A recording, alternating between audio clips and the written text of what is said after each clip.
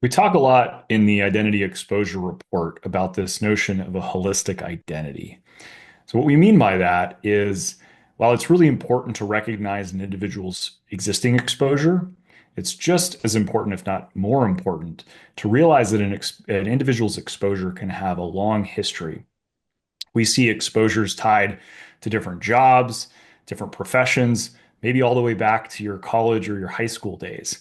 And all of that information is really critical to the criminal in crafting believable ruses, sophisticated attacks with the total goal of obtaining information from either an individual or an enterprise.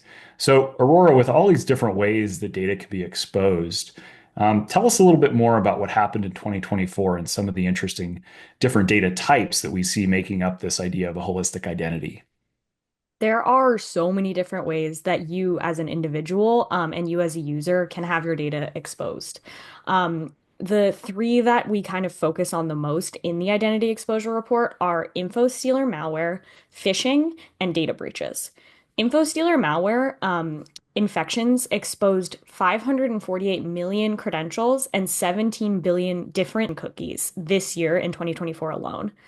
For phishing. Phishing has evolved with phishing as a service platforms like Onyx that are easy to use for criminals and have high rewards. An analysis of the millions of recaptured phish data records that SpyCloud has recaptured show that 97% of phishing logs include an email address, which is a critical foothold for identity fraud. 64% contain IP addresses, making it easier for attackers to impersonate victims and look like they're coming from locations where you usually are. And over 50% also include location data, which enable highly targeted social engineering attacks. Finally, data breaches. Data breaches hit historic highs. In 2024, we saw the MOAB breach, which included 26 billion records. And we also saw the National Public Data breach, which focused on US users. And there were 2.7 billion records total. Breaches can expose things like social security numbers, banking information, online account information, and lots of other data about an individual. Um, there's, I think, been a historical focus on criminals gaining just a single password for a user's corporate user account.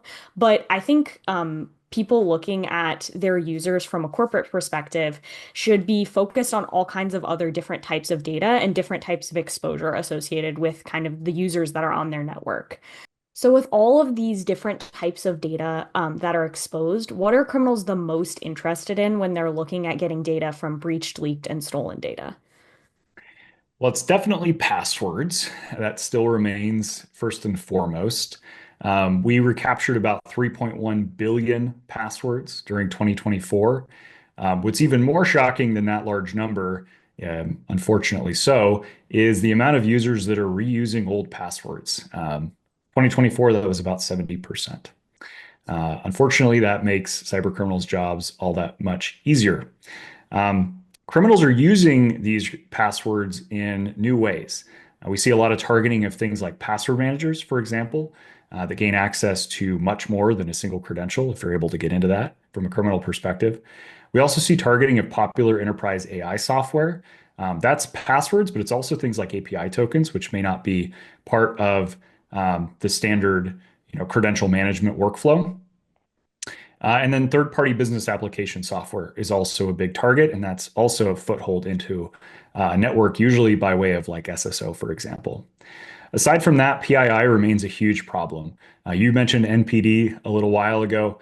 NPD was huge for a number of reasons, one of which was the amount of social security numbers that it had. We calculated about 272 million unique social security numbers, which represents roughly 80% of the US population. So it's a lot of data that could go in criminals' hands, could be used very nefariously. Aside from that, some of the other data types we collected in 2024 that are significant, we pulled out 33 million API keys, several hundred thousand crypto wallets, and then about 45.5 million credit cards. The last two of those, we're talking about a lot of personal identity theft. It can be very damaging. If you want more insights on what we just covered, you can read the full identity exposure report on spycloud.com.